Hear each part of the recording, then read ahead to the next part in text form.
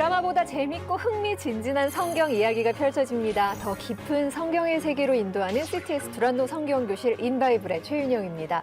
오늘도 조경호 목사님 함께해 주셨는데요. 목사님은 교회는 조기 은퇴하셨어요. 근데 진짜 바쁘시거든요. 조기 은퇴를 결심하신 이유 중에 그래도 조금은 좀 여유롭게 살고 싶다라는 것도 있었을 것 같은데 여전히 바쁘신 거 힘들진 않으세요? 주일날 못 일어나신 건 아니에요? 지금 한국 교회가 너무 늙어가고 있어서요. 평균 연령이 60대거든요.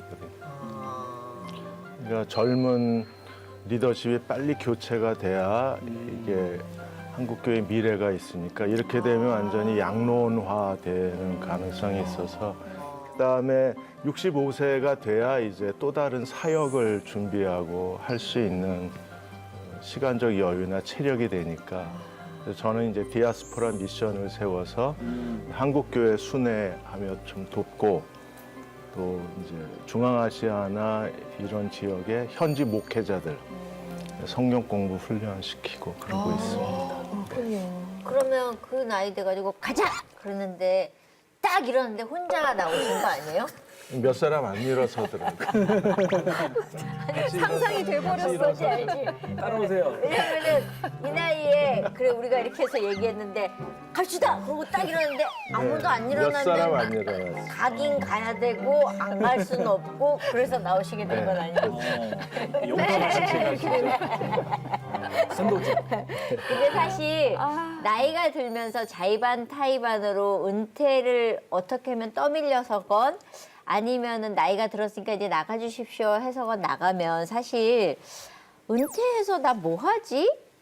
이런 생각들. 그래서 전부 그렇게 등산복과 등산 장비들이 잘 팔린다는 남자들이 갈 데가 없어가지고. 오픈해요. 네, 오프잖아요. 갈 데 있습니다. 어디요? 은퇴하면 하와이로다가 미국? 하루 종일 와이프 옆에 있는 남자. 나 머리 쭉 빗었어. 하와이 가서 참. 리스펙트. 우리 권사님들 또 우리 장로님들 제가 시간 정말 알차고 유익하게 쓰는 법 알고 있거든요. 바로 인바이블과 함께 재밌게 성경 공부하는 겁니다. 그럼 다 함께 성경 속으로 들어가 볼까요? 인바이블.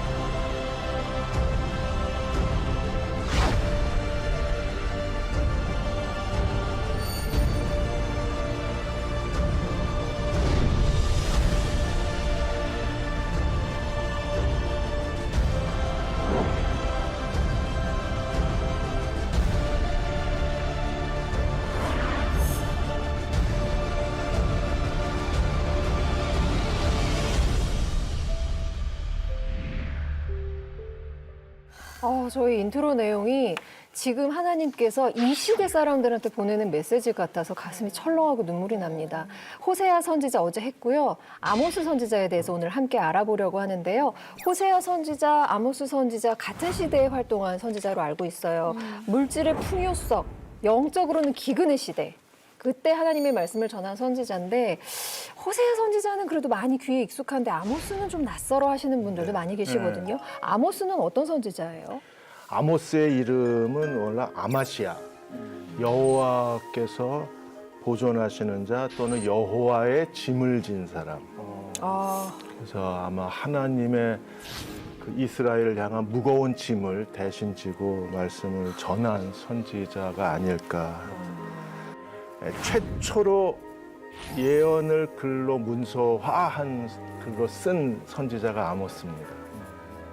그래서 아모스서는 그 위키백과에 보시면 언어의 순수성과 어법의 아름다움으로 높이 평가되는 선지서다. 그래서 선지자 이사야의 정신적 멘토였을 것이다. 이렇게 설명을 합니다.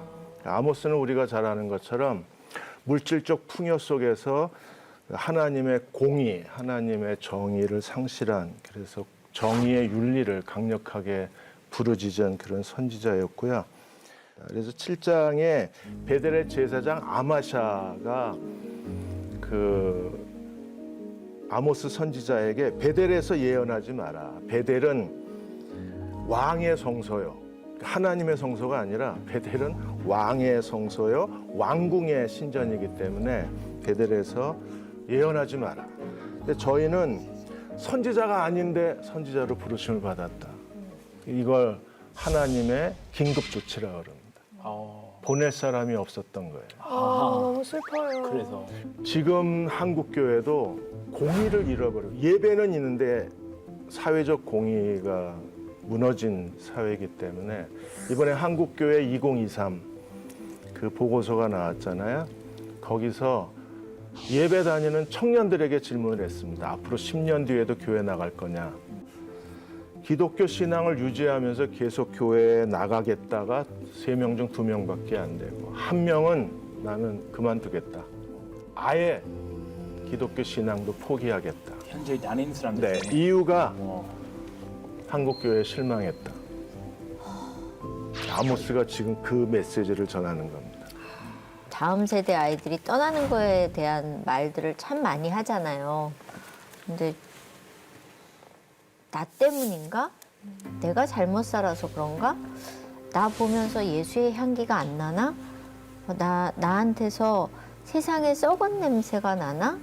그런 고민과 갈등이 되게 많아요. 왜냐하면 젊은 친구들을 우리가 잃어버리고 있다는 거에 대해서 사실 저희가 반성하고 뉘우치고 그들에게 내가 미안해, 나 때문에 그렇게 된 것 같아서 라고 사과하고 그것에 대해서 책임을 좀 회피하지 말고 직면해서 그런 내가 다시 제대로 사는 모습을 보여주지 않으면 청년들을 다 잃어버리겠다라는 생각을 한 적이 있거든요. 그래서 우리가 하나님을 믿는다 그러면서 정말로 나 제대로 지금 살고 있나? 이 고민과 갈등을 하게 하는 게 사실은 아모스인 것 같아요. 네. 저는 예. 조금 좀 다른 각도에서 지금 화려한 교회당 건물, 그 유럽이거든요. 특히 13세기 프랑스 파리 지역에서 시작한 고딕 성당. 그 성당을 웅장한데 주일날 예배 때 보면은 머리가 희끗희끗한 할머니 할아버지를 한 20-30명 거기 정말 1000명 이상 들어가는 그들이 나오는 이유는 전통적으로 교회 마당이 묘지예요. 그러니까 그렇게 늙음막하게 해야지만 우리 가톨릭 사제님께서 목사님께서 뭐 자식들도 어떻게 되는지 모르니까. 그런데 우선 이 예언자는 제가 아무리 살펴봐도 국제적인 그러한 상황을 제대로 파악하는 최고의 외교관들이었어요. 예언 문학의 시작이 멸망이에요. 다 망한다. 그럼 여기서 왜 그렇게 갑자기 종말에 대해서 다 망한다는 스토리가 나오는가? 그 이유가 있습니다. 그게 바로 기원전 750년쯤 아모스, 호세아, 이사야, 미가가 활동한 그 시기에 아시리아 제국, 그 아수르 제국의 독특한 군사 정책 때문에 그래요. 그러니까 현명한 왕은요, 내가 쳐들어가잖아요. 어차피 내가 통치하는 백성들이에요. 그러니까 독자적으로 잘 이렇게 자립할 수 있게 하고 세금만 조금만 받은대요. 아시리아는 그렇게 안 했어요. 다 죽이고 십자가 처형을 처음으로 한 민족이 아수르 사람들이었어요. 십자가 처형이라는 것은 사형 방법 중에서 사람으로 하여금 가장 심한 고통을 느끼게 죽도록 하는 게 십자가 처형입니다. 나무 위에 살아있는 사람 매달아 놓는 거예요. 두 번째는 전시효과라고 해서 성문의 광장에서부터 주로 사람들이 많이 다니는 곳에 십자가 처형을 세워놔요. 로마 시대 하루에도 500명씩 이스라엘 지역에서도 그러한 십자가형 살아있는 사람을 죽을 때까지 나무에 매달아놓은 걸 처음으로 한 사람들이 바로 이 시기에 티글랏필레세르 3세 그 아시리아 왕 때문에 그래요. 그래서 이스라엘의 문서 예언자 아모스, 호세아, 제1 이사야, 미가 핵심 메시지가 호세아 물론 이제 음란 그런 주제입니다. 중간에 또 파괴가 나오죠. 다 망한다. 네, 다 망한다. 그럼 끝까지 다 망하는 것이 아니라 마지막에 회복하는 것이 페르시아 제국의 마지막 세 번째 단계 예언자들. 페르시아 제국과 이스라엘의 회복, 바로 제2 이사야, 학개, 스가랴, 말라기. 여기서 그 유명한 임마누엘, 예수 그리스도에 대한 약속이 시작됩니다. 굳이 내 땅도 아닌 북이스라엘까지 가서 남들 듣기 싫어하는 소리를 그 사람들은 또 왕이 있는 곳에 가서 싫은 소리를 해야 되는 그런 상황을 아모스는 순종했습니다. 도대체 그 아모스가 있었던 남유다 드고아는 어떤 곳이길래 하는 궁금증도 생깁니다. 저희 인바이블의 자랑 통신원 연결해서 그 현장 살펴보도록 하겠습니다. 통신원 나와주세요. 샬롬. 인바이블 이스라엘 현장 통신원 유병성 목사입니다. 여러분, 아모스 선지자의 고향이 어디인지 아십니까? 아모스는 두고아 출신 선지자입니다. 제가 와 있는 이곳이 바로 텔 드고아인데요. 오늘도 저와 함께 텔 드고아 이곳저곳을 둘러보도록 하겠습니다.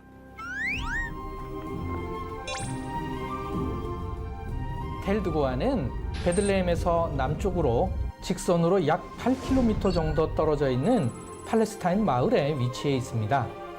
이곳은 아직 발굴이 활발하게 진행되지 않아 접근로 상태가 좋지 않습니다. 진짜 비포장. 하지만 정상에 올라오면 왜 이곳에 고대 성읍 드고아가 있었는지 알 수 있습니다. 드고아의 지리적 특징은 유다 산지와 유다 광야의 경계에 있다는 것입니다. 시야가 좋은 날에는 유다 광야와 함께 그 너머 사해도 보이고 우와. 사해 너머 모압 산지까지 볼 수 있는 곳입니다. 텔 드고아 서쪽은 유다 산지인데요. 오늘날에도 도로가 나 있듯이 성경시대 때에는 이곳으로 족장의 길이 지나갔습니다. 그러므로 텔 드고아는 교통의 요지였습니다.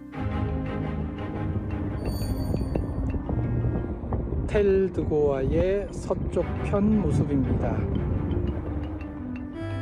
제가 있는 이곳을 통하여 고대의 드고아 성읍의 규모를 어느 정도 짐작할 수 있습니다. 이곳은 채석장으로 사용됐던 흔적인데 채석한 이후에는 성 앞에 해자로 사용됐던 흔적으로 보입니다. 그러므로 이 정도 규모의 해자를 갖고 있었던 성읍이 고대의 드고아였던 것이죠.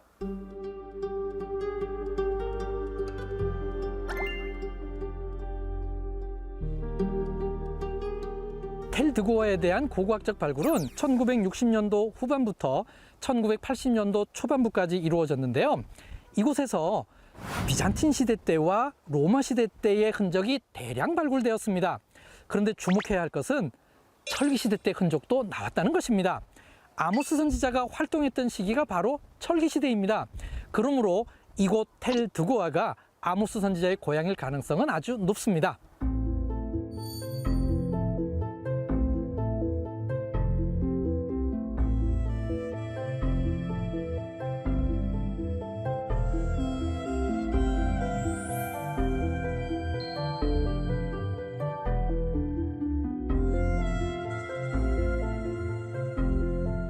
제 앞에 있는 이것은 고대부터 사용하던 물 저장소입니다. 텔 드고아에 있는 목자들을 위한 물 저장소입니다.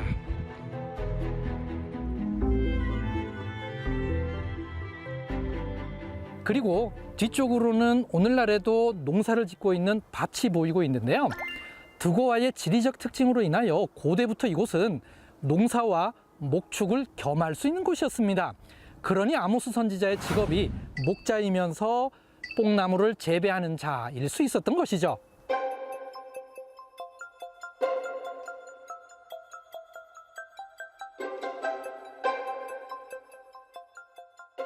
텔 드고아는 면적이 600두남이나 되는 아주 넓은 곳입니다.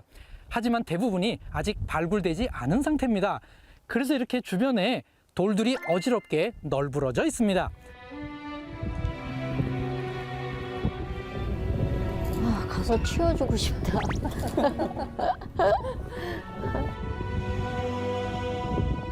하지만 자세히 보시면 고대에는 이렇게 정교한 건물이 있었다는 흔적을 지금도 쉽게 확인할 수 있습니다.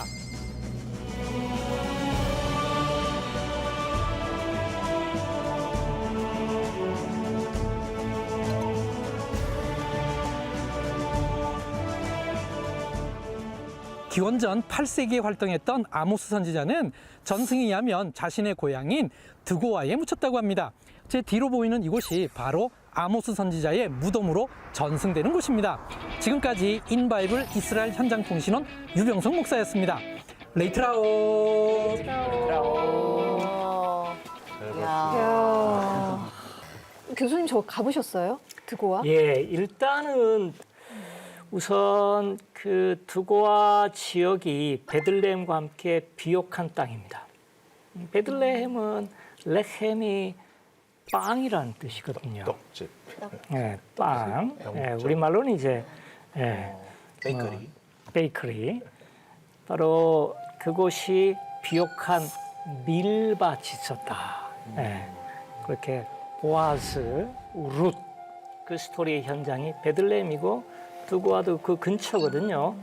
또 예루살렘에서 남쪽으로 헤브론 브엘세바로 내려가는 그 족장들의 길, 그것이 이제 그 근처로 지나가요. 무엇보다도 우리가 이제 뽕나무 이야기가 나오는데 우선 그 번역상에 그 뽕나무는 아니에요. 뽕나무는 블랙베리라고 그러는데 그 오디 그 나무는 아니에요. 되게 번역을 하다 보니까 그렇게 된 것뿐이고요. 영어에 시카모 트리라고 돼 있어요. 시커모어. 뽕나무는 블랙베리예요.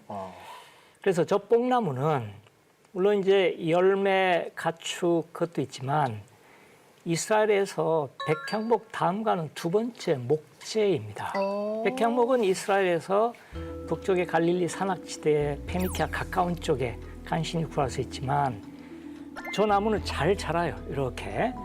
또 가축의 먹이라는 것이 뭐 신약의 예수님의 그 비유 중에 돌아온 탕자의 비유에 그 쥐엄나무 열매인데 그것이 콩깍지처럼 이따만큼 커요.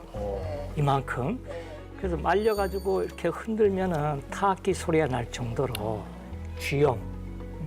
그래서 그 탕자가 뭐 그걸 뭐 가축까지 먹고 있었다. 그래서 아모스의 직업 중에 하나가 목자이고 또 직업 중에 하나가 나무를 돌보는 사람이다.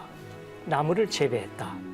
목재이기 때문에 목재가 귀한 이스라엘 지역에서 이것으로 비즈니스를 했다. 하나님이 가라 그래서 이렇게 간 걸 보면서 저는 오버랩 된 게 부자 청년이었어요. 부자 청년에게 하나님이 너 다 버리고 나에게 오라 했을 때 못 갔잖아요. 근데 아모스는 갔잖아요. 바로 순종했죠. 부자 청년이 있었어요. 예, 따로. 예. 신약의 신약의 예수님, 예수님 당시에 아모스는 어쨌거나 그 내가 누리는 그것들을 버리고 가는 그 용기는 대단하다는 생각이 들어요. 아무것도 안 가진 사람도 아니고 그런 생각이 드네요. 목숨 걸고 간 네, 거잖아요, 목사님. 그쵸. 가서 싫은 소리 해야 되니까 왕이 네. 있는 지역으로 가서. 그렇죠. 네. 하나님께서 북이스라엘의 강력한 경고의 메시지를 전하고자 드고아의 목자였던 아모스를 부르셨습니다. 그리고 아모스는 순종했습니다. 어떤 사역들을 했어요? 아모스가 전하는 첫 번째 메시지가 뭐냐면 이스라엘의 잘못된 선민 사상을 깨요. 그 첫째가 이방인들은 하나님의 정죄와 심판을 받지만 우리는 안 받는다. 왜? 우리는 아브라함의 언약의 자손이고 할례 받았고 모세의 전통이 있고 우리 율법이 있고 그래도 하나님을 예배하는 하나님의 소유된 백성, 기업의 백성이기 때문에 우리는 안 망해. 근데 하나님 말씀하시기에 너희가 이방인처럼 죄를 지으면 너희도 망해. 그래서 한 바퀴를 돌아요. 다메섹 와 옳지. 가사 맞아. 걔네들 죽어야 돼. 두로와 에돔 암몬 심판받아야 돼. 근데 유다 너도 이스라엘 너도 이렇게 된 거예요. 그리고 또 하나가 그들의 잘못된 선민 사상 중에 하나가 경제적 부요는 하나님이 주신 거다. 그래서 우리는 경제적 부를 갖고 있기 때문에 하나님이 우리를 인정하신 거다. 그래서 외형적 종교의 행위만 갖고 그들은 자기들 마음 내키는 대로 사는 거예요. 부도덕한 삶에도 불구하고 우리가 하나님, 종교 혼합주의인데 하나님의 이름으로 바알을 섬기고 하나님의 이름으로 금송아지를 섬겼는데도 우리는 하나님 예배했어. 선민사상, 병든 선민사상을 가지고 자기들은 절대 심판받지 않는다고 생각하는 이스라엘의 죄를 고발하는 게 1장과 2장의 아모스의 메시지입니다. 저는 그 성경 읽으면서 서너 가지 죄로 말미암아가 네. 몇 번 나오는 네. 거잖아요. 근데 우리가 서너 가지 죄라 그러면 되게 조금인 것 같거든요. 니의 56,878만 2,465만 256가지 죄로 말미암아 뭐 이러면 좀 와닿을 텐데 서너 가지 죄랄까? 이건 뭘 얘기하는 걸까? 우리가 범죄하는 여러 가지 행위들이 많지만 예. 원인을 따지면 그건 서너 가지에서 나오는 거예요. 이스라엘의 죄는 하나에서 나와요. 제1계명을 어긴 데서 나와요. 주변 국가들의 죄를 그런 관점에서 예언자적 관점과 예언자적 시선으로 너희의 서너 가지, 그 나라 각 나라를 뒤덮어버린 죄의 무성한 숲을 발견하게 됩니다. 근데 정말 굉장히 풍요로웠네요. 여로보암 2세 시대에는. 실제로 뭐 이미 1930년대부터 발견했고요. 비록 좀 불에 그을렸고 불에 탔지만 사실은 상아는 그 사이즈가 한계가 있어요. 한 맥시멈 30cm 이상 만들기는 어려워요.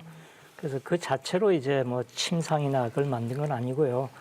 모든 가구는 나무로 만들되 그 테두리를 보통은 뼈 조각에다가 우리 상감하듯이 문양을 넣어서 테두리를 이렇게 마감하는데 사마리아 왕궁에는 그 목재 가구의 장식이 전부 다 상아로 돼 있다는 건 굉장히 비싸요. 요즘 같으면 침대에도 그냥 다이아몬드를 박아놓은 거죠. 정말 그 제국의 식민지 통치 정책이 관용 정책인데 대표적으로 페르시아 이상하게 이 기원전 730년대를 전후한 디글랏 빌레셀 정확하게 3세 무자비하게 죽이고 불태우고 그래서 가장 강력한 밤의 색이 넘어가고요. 국제적 무역으로 부유화된 두로시돈 페니키아 넘어가고요. 비슷하게 바닷가에서 무역하던 가자, 블레셋 5도시 중에 하나죠. 거기 넘어가고요. 뭐 에돔, 모압, 뭐 암문은 말할 것도 없고 결국 사마리아까지. 자, 그래서 이러한 우리가 지난 시간에 호세아가 어떤 내적인 바알에 대한 메시지였다면은 아모스는 이사야와 마찬가지로 이사야도 시작부터가 멸망, 다 멸망한다. 애굽도 믿지 마라. 썩은 갈대와 같은 것이다. 그래서 이러한 것 자체는 고대 근동에 예언 활동이 있고 예언에 관한 기록이 여기저기 나와요. 히타이트도 있고 바빌로니아도 있고. 그런데 이런 식으로 예리하게 국제 정세를 맞춰서 왕에게 직언하는 메시지는 현재로서는 이스라엘 지역밖에 없어요. 그래서 예언자들의 개인적으로 정의를 강물같이 흐르게 하라. 참 이 구절 하나 때문에 많은 우리 젊은이들이 군사 독재 시절에 기독교 젊은이들이 목숨 걸고 물론 뭐 일제 강점기도 그랬습니다만 기가 막힌 메시지가 2,700년 전이 아니라 지금까지도 여전히 쩌렁쩌렁 울리고 있는 것이 아닌가. 크리스는 어때요? 아모스 선지자를 배우는 내내 눈시울이 되게 붉어요. 눈물이 계속 고여 있는 것 같고 그래서 느끼는 게 굉장히 많은가 보다 싶은데. 그냥 대단하다. 저 분 삶 자체가. 아모스 선지자의 삶이. 네. 그렇게 떠나고 진짜 큰 뜻이 없는 한 떠나기 힘들잖아요. 자기 현재 삶을. 우리 안정을 추구하는데 그거 다 떠나버리고 하나님 따라간다는 게 우리한테 아무리 좋은 곳으로 가더라도 우리한테도 안 좋아요. 지금 우리 현재 지금 우리 틀 안에서 살고 지금 현재 삶 좀 만족하고 그래서 정말 대단하다는 생각이 밖에 안 들었어요. 저는 부족하다. 근데 아모스 보내지 말고 그냥 이게 배가 불러서 이렇게 허튼 짓 하는 거잖아요. 배고프면 허튼 짓 할 생각 안 하거든요. 근데 지금 경제적으로 부흥하게 해서 신앙적인 가뭄이 온 거잖아요. 그러면 애들 가물게 경제적으로 그래서 엄청 아골골짜기로 밀어넣고 그 뒤에. 예, 그리고 거기서 끝내는 게 아니라 네. 항상 예언은 소망으로 끝나니까 그리고 거기서 다시 메시아를 통한 회복의 역사로 이끌어 가시는 거예요. 그 아모스 선지자의 설교를 통해서 그 시대가 어땠는지 그려지시죠. 그냥 열왕기서를 봤을 때, 읽었을 때의 느낌, 몇 줄의 느낌과 이 선지자가 전하는 이 실상을 전해 들었을 때의 그 여로보암 2세의 북이스라엘의 모습은 정말로 크게 차이가 있습니다. 최고의 부흥을 이루고 또 제2의 황금기라는 별명이 붙을 정도로 국가적으로 안정되고 경제적으로 호황을 누리고 있었지만 내부적으로 백성들은 극심한 빈부격차를 겪고 있었습니다. 뭐 부자들은요 여름에 머무는 궁도 있고 겨울에 머무는 궁 있고 상하궁 만들고 그냥 별장도 여러 개 지낼 정도로 엄청나게 부를 누리고 있었지만 가난한 사람들은 착취당하고 더 힘들어졌습니다. 하나님은 지켜보실 수가 없었죠. 가난한 사람들의 울부짖음이 하나님 귀엔 들리거든요. 아모스를 부르시고 하나님의 말씀을 전하게 하시죠. 그 내용이 뭔가요, 목사님? 네, 오늘 그 3장에서 6장까지 아모스의 3편의 설교가 기록되어져 있는데요. 3장에서 내가 너희 모든 죄악을 반드시 보응하겠다 그러셨어요. 그리고 어떻게 보응할지는 선지자를 통해서 내가 미리 말하겠다. 그리고 너희가 세운 우상의 제단불 다 꺾어버리겠다. 그리고 겨울 궁전, 여름 궁전 다 부셔버리겠다. 그래서 3장의 메시지는 내가 반드시 너희를 심판한다. 4장에서는 그동안 과거에 내가 얼마나 너희가 하나님께로 돌아오라고 이야기했냐. 근데 너희가 나를 거절했다. 너희가 5번이나 나를 거절했다. 돌아오라고 말했는데 너희가 돌아오지 않았다. 그럼 종교적 행위가 없었나? 그렇진 않아요. 4장 4절에 5절에 보시면 베델과 길갈에서 하나님께 혼합 종교죠. 하나님의 이름을 빙자한 바알과 금송아지 숭배인데 제물 바치고 11조 드리고 수은제, 낙헌제 다 했어요. 그런데 하나님께 돌아오진 않아요. 그래서 5장에 가서 이제 길은 하나다. 너희가 살고 싶으면 나를 찾아라. 그게 5장의 하나님의 마지막 메시지. 악을 미워하고 선을 행하라. 그리고 5장 24절 그 유명한 정의가 강물처럼 흐르게 해라. 그렇다면 하나님과의 관계가 회복이 되어져야 우리는 정의로운 사회를 볼 수 있지 지금 이 사회에서 정의로운 사회를 볼 수 있는 건 아니에요. 오늘 목사님 말씀을 들으니까 너무 반성되고 너무 부끄럽고 너무 와닿았어요. 네. 말씀이 막 설교보다 더 와닿았어요. 그 죄라는 말이 90번 나오는데 정의는 1000번이 나와요. 성경에. 이렇게 많은 숫자의 단어들이 나온 거에 대해서 죄가 90번이 나오고. 그게 너무 무뎌진 거예요. 네. 그냥 정의라는 단어를 그냥 추상어로 머릿속에 그렇죠. 여기다 이렇게 예. 뒤에다 놓고 그냥 학교 교훈의 정의 뭐 이런 거 있는 거 같은. 착하게 살자, 이런 것처럼. 이제 법이랑 연결시켜서 예. 법, 정의 그리고 예. 법이랑 상관없이 예. 하느님의 우리가 뜻이고. 예수님과 동행하는 제자의 삶을 살자 그러는데 정의가 실천되지 않으면 그 예수님과 동행하는 게 아니라는 거예요. 그러니까 거의 2700, 800년 전에 왕에 대해서 정의를 부르짖을 수 있는 용기 있는 자들이었다. 선지자들이. 오늘날까지도 적용되는 그런 보편적인 메시지였다. 그런 점이 당연히 있고요. 또 한 가지 역사적 배경인데 제가 이제 구약의 문서 예언자들을 아수르 제국, 바벨론 제국, 페르시아 제국, 시대별로 3등분 했다고 했잖아요. 그래서 우리가 성경 신학에서 종말론, 묵시 사상을 중요하게 다루고 특별히 신약의 마지막이 이제 새하늘과 새 땅에 대한 계시 아니겠습니까? 근데 그 시작이 여기서 나오는 거죠. 마지막으로 제가 드릴 말씀은 좀 더 이제 전문가들의 분석인데, 자, 예를 들어서 예수께서 제자들과 이렇게 하면서 예루살렘에 엄청난 규모의 성전을 제자들이 이렇게 했을 때 예수께서 이제 무너진 걸 말씀하셨잖아요. 돌 하나도 돌 위에 남지 않는다. 물론 오늘날 성전 자체는 그대로 됐어요. 축대는 남아 있고 그것이 이제 유대인들 신앙의 앞으로 올 메시아가 그 통곡의 벽에 서기 때문에 최고의 그런 성지가 됐습니다만, 서기 70년에 로마의 티투스 장군에 의해서 완전히 깡그레 불이 타고요. 성전산 자체가 요새처럼 성벽이 있는데 다시는 반란이 일으키지 못하도록 지렛대를 가지고 다 무너뜨렸어요.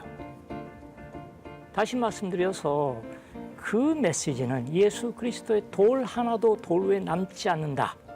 예수님의 예언인 동시에 실제적으로 서기 70년 예루살렘 성전의 멸망에 대한 그러한 그 회고, 멸망이 이제 반영된 것이다. 그다음 마찬가지로 정의를 부르짖을 수 있었던 것은 다 파괴되고 다 망하니까. 그러니까 이렇게 보시면 돼요. 첫째는 당연히 아수르에 의해서 사마리아가 멸망할 것을 예견했어요. 전문가에 의하면요, 이스라엘 국력보다 아수르 국력이 최소한 100배 이상이거든요. 도저히 게임이 되지 않아서 상당히 현명한 히스기야 왕은 뇌물을 주고, 물론 이사의 예언은 예루살렘 치지 않을 것이다. 사네립 왕이 돌아갈 것이다. 하지만 역사적으로 볼 때는 정말 히스기야 왕은 현명했기 때문에 멸망을 피했어요. 즉 기원전 721년에 무자비하게 3년 동안 포위를 당하고 사르곤 2세라는 아수르 왕이 무자비하게 파괴시킨 것을 놓고 볼 때에, 이것을 예언자들의 메시지를 정리하는 과정에서 그 전에 이미 예언자가 목숨 걸고 왕에 대해서 정의를 부르짖었다. 그걸 제대로 듣지 않았기 때문에 깡그리 파괴되지 않았는가. 원래 이 구약 성경 책의 첫 번째 독자는 이스라엘 사람들이거든요. 그들에게 있어서 와닿는 것이죠. 왜? 파괴된 것을 이미 겪었으니까.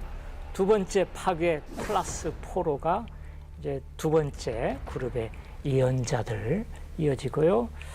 근데 거기서 끝나지 않고 페르시아의 황제 고레스에 의해서 회복된 걸로 예언 문학이 끝나는 거 볼 때에, 자, 아수르 제국과 이스라엘의 멸망, 바벨론 제국과 유다의 멸망, 페르시아 제국과 이스라엘의 회복, 아주 기가 막힌 짜임새 있는 구속사적인 그러한 틀이 바로 예언서라고 생각합니다. 이스라엘을 향해서 하나님께서 하시고 싶었었던 이야기가 지금 우리 한국 교회에 하나님께서 하고 싶으신 이야기일 것 같아요, 목사님. 어떤 메시지였어요? 마지막 그 아모스 메시지는 환상이에요. 7장에 이제 세 가지 환상이 나요. 메뚜기, 불, 다림줄. 메뚜기하고 불 환상은 자연재해로 보는 학자도 계시고, 또 다른 학자들은 아수르 왕 디글랏벨레셋 3세가 북이스라엘을 침략한 사건으로 해석하기도 해요. 이 아모스가 기도하면서 하나님의 심판을 취소합니다. 이 재앙에 대해서는. 그런데 심판이 취소된 게 아니라 유보가 된 거죠. 그리고 다림줄, 세 번째 환상부터는 하나님이 절대 용서가 없다 그랬어요. 첫 번째, 두 번째 그 메뚜기 재앙 기도하자, 그럼 내가 취소할게. 불의 재앙 다 태워버릴 거야. 그런데 아모스가 기도하자, 취소할게. 그런데 다림줄 환상에서부터는 절대 용서가 없다. 다림줄은 똑바로 수직이 됐나? 왜 수평줄이 아니고 수직줄일까요? 그게 하나님과의 관계에서부터, 여기서부터는 용서가 안 되는 거예요. 하나님을 버리고 우상 숭배의 죄에 빠졌기 때문에, 그래서 하나님께서 세 번째 재앙부터는 나 이제 용서 안 한다. 그리고 8장에서 이제 여름 과실, 여름 실과 환상을 보게 됩니다. 여름 실과 환상은 하나님께서 다림줄 환상을 통해서 내가 반드시 너희를 용서하지 않고 심판하겠다. 근데 언제? 여름 실과 익을 때, 심판의 때에 대한 환상을 보여주십니다.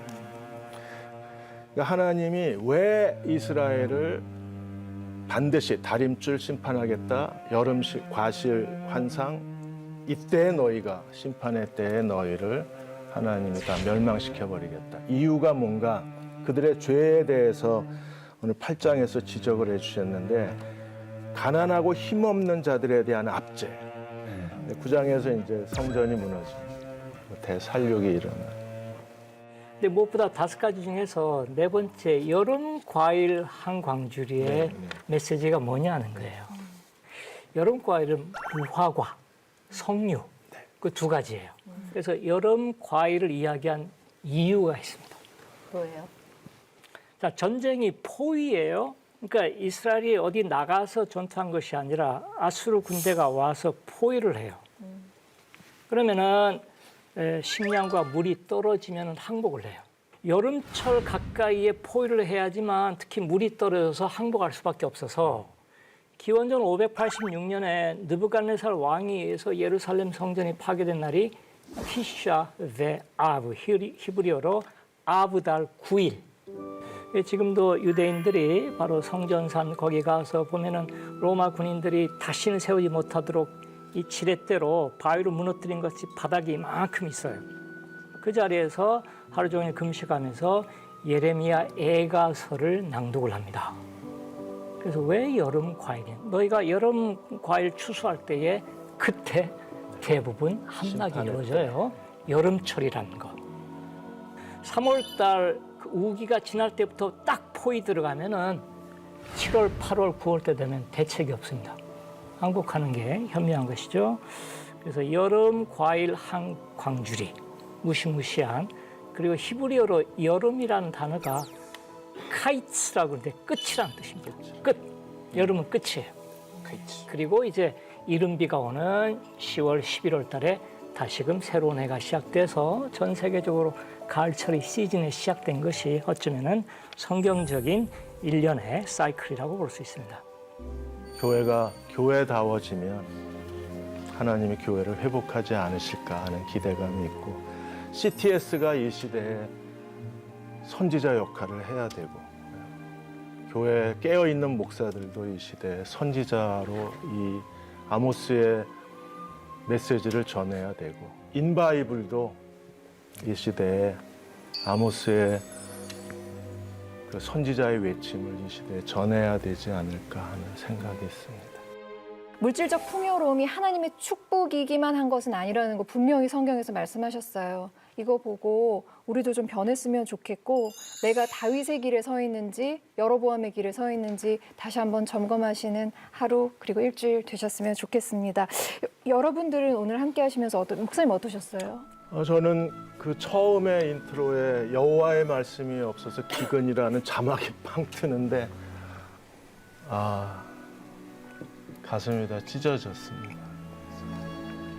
인바이블이 더 깊이 수준 있게 말씀 안으로 들어가서 말씀이 없어서 기갈이 아니라 말씀이 있어서 풍족한 그런 한국교회가 되면 얼마나 좋을까 싶습니다. 나하고 하나님과의 끊임없는 다림줄을 늘 내가 지금 잘하고 있나? 하나님 나 잘하고 있어요? 내가 조금 부족한데요? 나 이거 지금 모자라는데요? 나 이거 버려야 되는데요? 라고 끊임없이 나를 하나님 앞에서 점검하는 훈련을 정말 쉬지 않고 해야 되겠다라는 생각을 다시 한번 하게 되는 그런 시간이었던 것 같아요. 우리가 너무 게으르고 나태했었다라는 정신이 번쩍 드는 그런 시간이었습니다. 예. 크리스 씨는 어떠셨어요? 수업 들으면서 하나님이 주시는 메시지 있다면 놓치지 좀 말게 해주세요. 꼭 캐치하게 해주세요. 기도를 속으로 했는데 그래요. 메시지 좋은 학생. 중요한 메시지 왔던 것 같고 제가 그거 차 타고 집에 가면서 다시 한번 머릿속으로 정리하면서 많은 생각, 지금 이거 들으면서 많은 생각하게 됐거든요. 미국 교회도 그렇고 한국 교회 지금 우리 딸 지금 같이 다니는 교회에 대해서도 그렇고 그런 생각 정리할 시간 할 수 있게 해주셔가지고 너무 감사하고 좋은 시간이었던 것 같습니다. 교수님 어떠셨어요, 오늘 하시면서? 아, 말씀 좋죠. 그리스어로 로고스라고 그러는데요. 요한복음서에 태초에 말씀이 있었다. 참 기가 막힌 로고스. 우리 개신교의 핵심 메시지기도 하고요. 솔라 스크립트라, 오직 성경만으로. 아멘. 예. 저희는 다음 시간에 또 다른 재밌고 유익한 성경 이야기로 인사드리겠습니다. 오늘 조경호 목사님 그리고 크리스와는 여기서 인사를 나누겠지만 다음에 또 뵐 거예요. 네, 또 다시 만날 날을 기대하면서 오늘 함께해 주셔서 감사합니다. 감사합니다. 고생하셨습니다. 하임 형제가 돌아왔습니다. 결혼식인 거죠? 저런 식으로 이스라엘 결혼을 하는 거예요. 그쵸. 이럴 때 함께했던 그 멤버들이 지금 쫙 다시 모인 거거든요. 오므리의 아들입니다. 그리고 이스라엘 북왕국의 7대 왕 아합.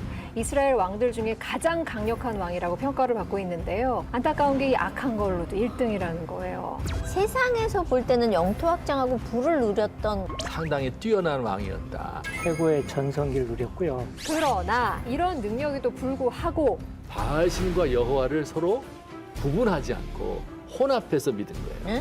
우상 숭배에 빠진 이스라엘 역상 가장 악한 왕, 중요하게 생각해야 되는 게 무엇인지를 아마 조명하는 그런 시간이 되지 않을까 싶은데요. 초심으로 돌아가서 열심히 성경 공부 시작해 보겠습니다. 인 바이블! 이 프로그램은 여러분의 미디어 선교 후원으로 제작되었습니다. 선교는 사명, 후원은 동역. 당신도 복음을 전할 수 있습니다. 선교 후원 02-6333-1003번